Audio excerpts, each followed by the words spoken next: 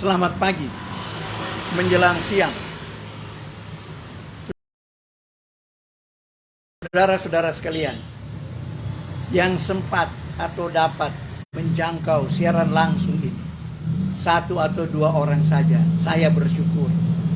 Yang lain tentunya apabila hendak mengikutinya untuk memutar kembali siaran langsung ini, juga saya bersyukur. Dengan kesibukanmu silakan Anda melakukan pekerjaanmu atau kegiatanmu. Tetapi yang mengikuti siaran langsung, marilah kita dengan topik yaitu yang saya kemukakan, yaitu si Ismail Tiwo. Sekali lagi namanya Ismail Tiwo, termasuk perintis yaitu gereja yang ada di Tateli. Gurunya itulah Graflan, guru langsung yang mendidik dia, baik mulai dari murid stelsel sampai kemudian dia dilatih di sekolah guru formal, sekolah guru pertama di Indonesia. Nah, itulah sekolah guru yang kita kenal dengan sekolah guru Tanah Wangko. Dia tamat dari situ, kemudian dia diberi tugas datang ke Tateli. Inilah sekarang jemaat kami, gerejanya yang ada di latar belakang saya. Gerejanya mau direnovasi, yaitu gereja Masehi Injil di Minahasa, jemaat Getsemani Tateli. Jemaat Getsemani Tateli, yaitu salah satu gereja dalam wilayah kepelayanan gereja Masehi Injil di Minahasa, yaitu yang kita kenal dengan kepelayanan Mandolang 1. Nah, saudara-saudara, sekali lagi saya bersyukur kalau Anda boleh mengikuti dan kita bersekutu pada pagi menjelang siang, karena tidak lama lagi matahari akan ada di atas saya itu ya. Nah, saya ini bikin perjalanan dari Tondano lalu kemudian datang ke Tateli khusus untuk siaran langsung keliling dalam sejarah dan misi pekabaran Injil, agar supaya firman Allah jayalah sampai ke ujung dunia. Nah, saudara-saudara, gereja Tateli ini yang sekarang ada di belakang saya, kalau zaman dulu saya percaya dia pasti ada di sebelah kiri saya ini. Karena di sebelah kiri saya ini itulah ada sekolah Gemim atau sekolah SD Gemim. Dan itulah sekolah dulu mula-mula yang ada di Tateli. Disitulah Graflan ditempatkan. Nah, saudara-saudara, berhubung dengan sekolah dulu, dia mulai dari sekolah dan di situ biasanya ada gereja. Tapi sekarang rupanya kita lihat gereja ada di belakang saya ini dengan tanah yang pas-pasan. Jadi biasanya kalau awal gereja mestinya tanahnya yang luas. Tapi ini di kemudian hari tentu mereka bangun gereja ini. Nah, saudara-saudara, kalau kita mengingat peristiwa ini masuk di tanah Minahasa, orang tidak pernah mendengar nama Ismail Tiwo. Sekali lagi, banyak orang termasuk kita, yaitu para pemimpin gereja, tidak mengenal nama Ismail Tiwo. Kendati dia, saudara-saudara, pada pertengahan abad ke-19 pernah terkenal di negeri Belanda. Terkenal oleh karena surat Graflan yang sengaja tulis tentang dia. Di antara lainnya itulah data yang kami pakai untuk kami berbicara tentang latar belakang gereja, yaitu gereja Masehi Injil di Minahasa Tateli, yang dulunya kita kenal hanya gereja, yaitu gereja misi, atau gereja yang dibangun oleh Netherlands Engeling Nooshap atau NZG, kemudian Indisch Kerk menjadi gereja Protestan. Dan kemudian tahun 34 gereja Protestan ini membentuk suatu sinode yang kemudian dikenal dengan sinode Gereja Masehi Injili Minahasa. Di antaranya Jemaat Ateli. Nah, saudara-saudara, zaman dulu gelombang kedua setelah Riedel dan Schwarz, 30 tahun kemudian setelah mereka berada di sini, kira-kira seperti itu. Sebenarnya 20 tahun lebih sedikit, tapi saya ambil sekitar 30 tahun kemudian, maka diutuslah Grafland, karena dia juga adalah ahli di bidang pendidikan khususnya. Grafland ini yang menulis buku yang saya kira kalau orang yang ada di tanah Minahasa yang interest dengan sejarah gereja, maka harus mengenal nama Grafland itu. Karena Grafland inilah yang mendirikan sekolah formal pertama. Dan pada waktu itu dianggap modern. Dan dia memang ahli dalam bidang itu. Pertama-tama dia mendirikan sekolah itu di Sonder. Sekitar tahun 1851. Tapi hanya setahun kemudian dia pindahkan ke Tanah Wangko. Dan dia tinggal di Tanah Wangko.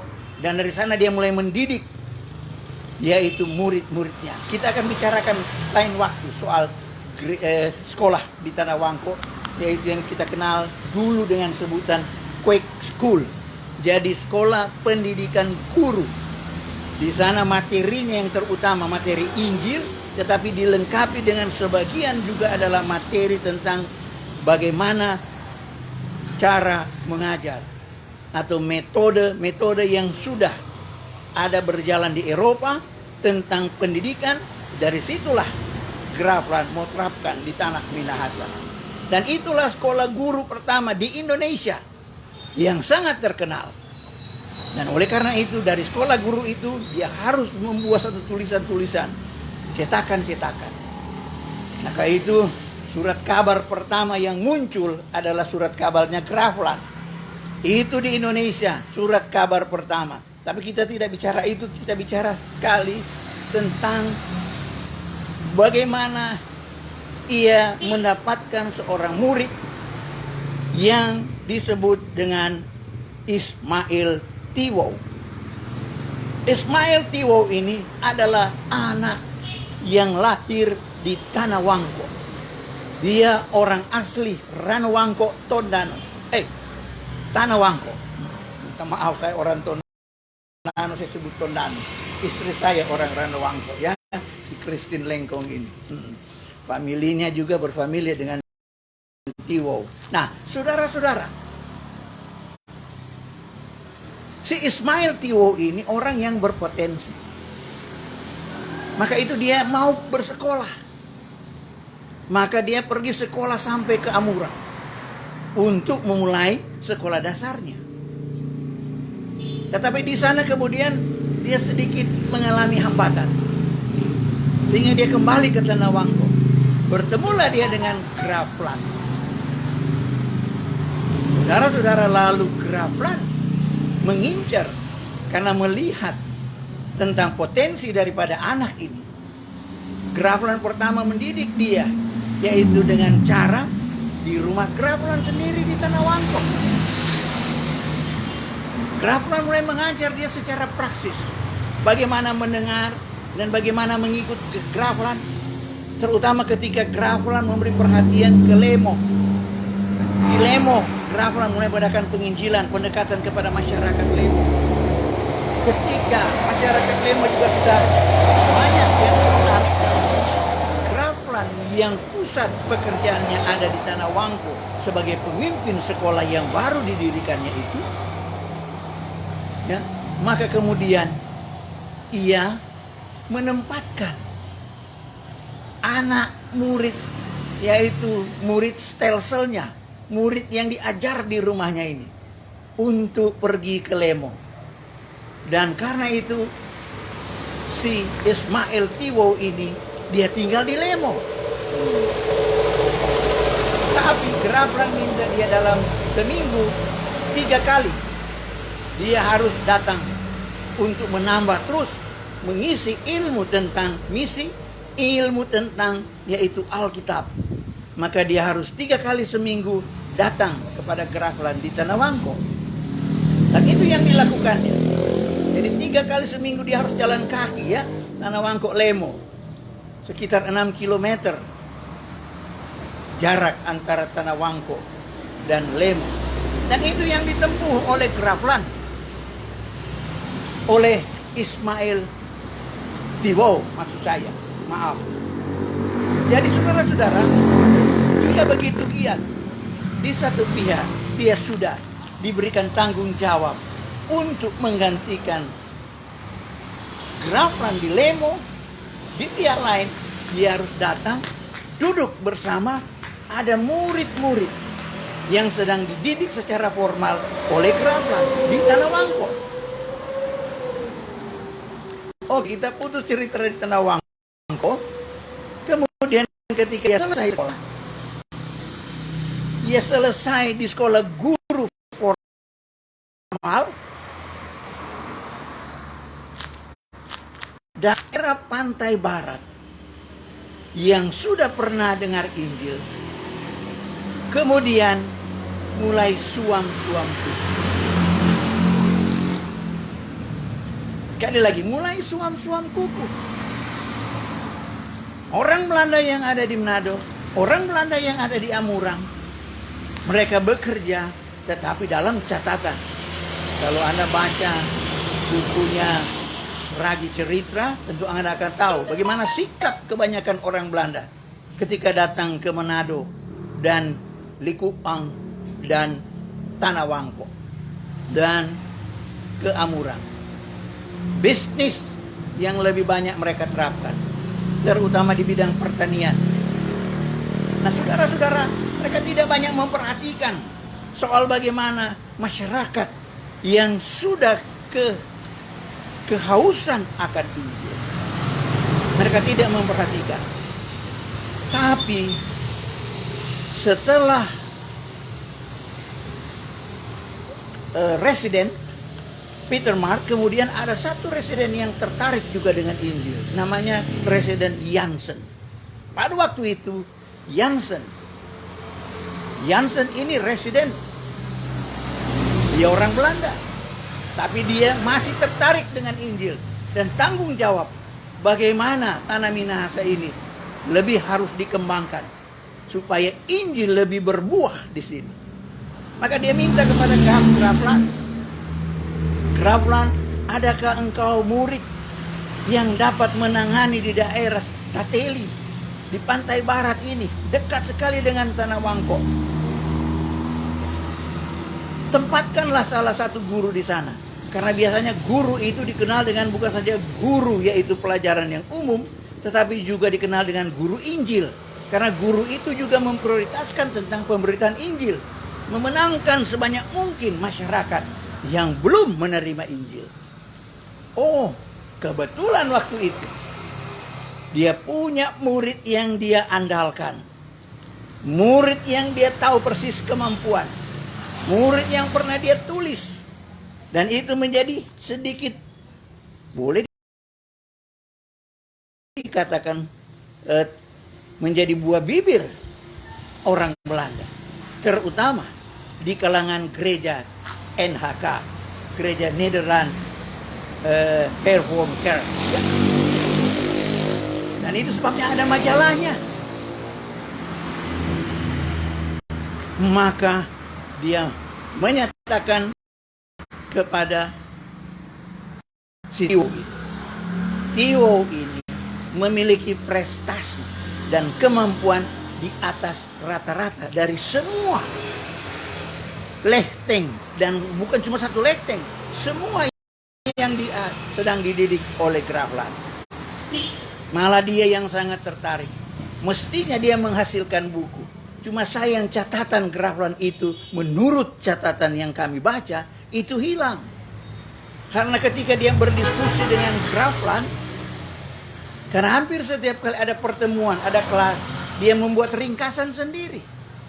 Grafland kaget. Bagaimana mungkin orang ini, dia punya kemampuan memberi ringkasan tentang suatu dialog, termasuk dialog teologi yang terjadi di kelas. Tapi dia boleh meringkaskan. Nah itu yang Grafland kumpulkan. Tetapi ya pada zaman dulu, soal keamanan arsip itu dia tidak dapat dijamin, sehingga hilang itu berkas itu. Oke, tapi di sini Grafland telah melihat prestasi, dan terutama bukan cuma prestasi. Menurut Grafland dalam ceritanya, kehidupan yaitu panggilannya yang cocok dengan kehidupan praksisnya. Dia mengalami suatu kehidupan yang luar biasa. Dia dari anak orang Tanah Wangko yang dikenal, tapi kemudian sekarang dia menjadi orang Tanah Wangko yang berbeda. Dan ini yang dikagumi juga oleh Grafland. Jadi pengetahuannya, kemampuannya ditunjang oleh kelakuannya.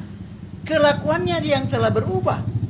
Karena waktu dia di SD, dia tidak cocok dengan orang yang ada di, terutama orang Belanda. Dan juga teman-temannya yang ada di Amurang. Sampai dia pulang kembali ke Tanah Wangko. Tapi justru di Tanah Wangko inilah kemudian dia dibimbing oleh Grafland. Dia menemukan inti Injil dan hiduplah dia dalam Injil. Luar biasa yang disaksikan Grafland tentang si Ismail Tiwow ini. Nah, saudara-saudara, ketika dia ditempatkan di Tateli dan ia sangat senang, maka Grafland menyatakan kepadanya, itulah yang kita baca, apa yang dikenakan Grafland kepadanya. Matius 25 ayat 29. Sebelumnya mari kita berdoa. Anda yang mengikutinya, mari kita berdoa mohon bimbingan Tuhan. Ya Tuhan, pimpinlah kami ini yang saat ini sedang berbicara tentang sejarah penginjilan ketika Injil masuk di tanah Minahasa. Tetapi juga Tuhan, saat ini kami mau mengingat tentang penginjil, tetapi juga kami mengingat diri kami diperhadapkan dengan Injil. Kami mau merenungkan juga firman Tuhan yang dulunya dikenakan kepada Grafland, kepada Ismail Tiwow oleh Grafland. Tuhan, berkenanlah dengan kami. Dengar doa kami dalam nama Yesus, firman yang hidup, firman kekal. Amin. Nah, saudara-saudara, apa itu Matius pasal 10, pasal 25, ayatnya yang ke-29. Sekali lagi, Matius pasal 10, pasal 25, ayat 29. Demikian Matius 25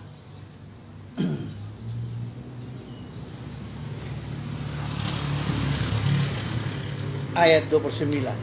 Bagian A saja, karena bagian A yang dikenakan kepadanya.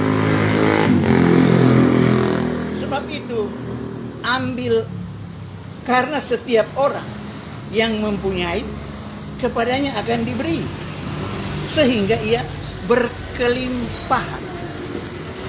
Sekali lagi saya baca, ya. Karena setiap orang yang mempunyai, kepadanya akan diberi, sehingga ia berkelimpahan. Saudara-saudara, ayat ini menjadi bekal bagi Ismail Tiwow untuk memulai pekerjaan. Pekerjaannya berat, karena pernah ada Injil yang mereka dengar, tetapi hidup mereka sudah banyak yang kembali. Kembali kemana? Kembali ke agamanya, agama sukunya, agama suku Minahasa. Selain itu, banyak orang yang hidup, yaitu dengan tidak lagi ada ketertiban, sebagaimana semestinya hidup sosial. Dan itu sebabnya Jansen merasa bahwa pekerjaan yang pernah terjadi sudah terbengkalai. Masyarakat kembali kepada asalnya dan Injil menjadi suam-suam kuku. Ada yang masih dengan Injil tetapi tidak cocok dengan kehidupan Injil. Dan inilah menjadi tugas daripada Ismail Tiwow. Dia selain melihat jemaat yang demikian, dan juga dia memulai daripada didik lagi anak-anak. Sekolah itu harus dikembangkan lagi. Karena sekarang sekolah juga jalan tapi tidak ada gurunya. Sekarang engkau bertanggung jawab untuk mendidik masyarakat yang ada di Tateli dan sekitarnya. Datanglah ia. Dan itulah yang di sebelah kiri saya. Kalau Anda lewat di Tateli dari arah Manado dan Anda melihat sebelah kanan, di depan ada gereja yaitu Getsemani, gereja Masih Injili Minahasa. Depannya itu agak menyerong sedikit ada SD Gemim. Disitulah dia bekerja. Dan dari pekerjaan itulah maka bangkit kembali pendidikan. Dia terapkan apa yang dia baru temukan ketika dia belajar sekolah pendidikan, sekolah guru di Tanah Wangko. Dan betul, saudara-saudara, hasilnya itu yang kenapa sampai ditulis oleh Grafland sampai ke negeri Belanda. Kenapa dia sempat dibicarakan menjadi buah bibir di kalangan gereja? Karena ada orang Minahasa, anak Minahasa, darah Minahasa, orang Tanah Wangko, orang Ranawangko yang boleh mengerjakan pekerjaan misi setara dengan Riedel, setara dengan Schwarz. Menurut Grafland, sebenarnya ledakan Injil di pedalaman itulah oleh Riedel dan dilakukan oleh Schwarz. Tetapi lupa mereka menceritakan di kemudian hari ledakan yang terjadi di pantai barat, karena ledakan di Tateli mengakibatkan sampai ke Amuran, bahkan sampai di Kaidap, Tipang, sampai ke daerah Bolamongondo, sampai ke daerah Gorontalo. Jadi pantai ini kemudian terjangkit. Kalau kita nanti belajar juga Amurang, bagaimana Amurang itu bangkit, apa momen kebangkitannya.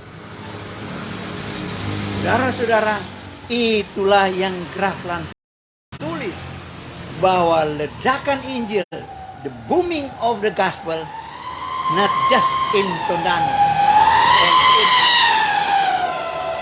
in Languan. Saudara-saudara, saya interupsi sedikit, maaf. Mungkin Anda terganggu dengan kebisingan, tapi itulah memang ini Trans Sulawesi. Jadi memang bising. Jalan yang mau ke Makassar, jalan yang mau ke Palu, itu dia lewat di sini. Demikian juga ke Kota Mobagu. Nah, saudara-saudara, saya harap kita maklum, tapi harap suara saya ini dapat ditangkap. Saya menggunakan suaranya sekeras mungkin yang dapat saya lakukan. Nah, kita lanjut. Saudara-saudara, maka bumi yang terjadi di Tanah Wangko ini itu sangat luar biasa. Sekali lagi, itu sangat luar biasa. Dan Ismail Tiwow itu telah dipakai oleh Tuhan. Dan Grafland mengatakan dia punya potensi. Tetapi potensi yang dia berikan, dan Grafland katakan itulah talenta. Talenta yang ada padanya itu dikarunia melimpah. Kelimpahan itulah menyebabkan boomingnya Injil di pantai barat Sulawesi Utara. Luar biasa, saudara-saudara. Tapi sekali lagi ini tidak terjangkau di banyak orang Minahasa. Mereka hanya mengenal Riedel, mereka hanya mengenal Schwarz. Tetapi anak Minahasa sendiri yang membawa satu Injil di mana Tuhan memakai luar biasa sehingga terjadi ledakan di pantai barat. Itu tidak banyak kita ketahui. Apalagi gereja Tateli rayakan, saya tidak tahu. Pernahkah gereja Tateli merayakan tentang Ismail Tiwo? Atau apakah gereja kenal nama ini? Apakah kita orang Gemim kenal nama ini? Nah, saudara-saudara, ini kita perlu melihat, yaitu sejarah yang lebih objektif dan lebih teliti. Dan terutama, kalau kita mengenal Grafland, kita mengenal, yaitu Matius 25 ayat 29. Bagi saya, kita lihat secara keseluruhan. Orang lain datang dari Belanda, mungkin cuma 3 talenta.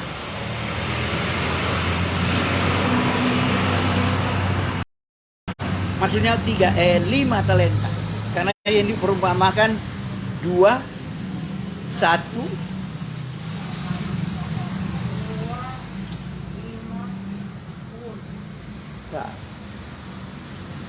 ya ada 2 dan ada 5. Ada 1, 2 dan 5. Nah, ada yang dapat 1. Mungkin orang Belanda. Tapi Tiwo dia memiliki banyak. 5 mungkin talenta yang diberikan. Itu luar biasa. Nah, talenta di sini bagi Grafland sama dengan pemahaman Alkitab. Apa itu talenta? Talenta itu dia harus berkaitan dengan kerajaan Allah. Talenta yang tidak berkaitan dengan kerajaan Allah tidak masuk dalam perumpamaan Alkitab. Banyak orang menyebut talenta, tetapi lebih untuk kerajaan rumahnya sendiri. Hanya untuk kerajaan keluarganya sendiri. Hanya lingkungan dia, lingkungan kerabatnya. Lalu kita sebut itu talenta. Tidak.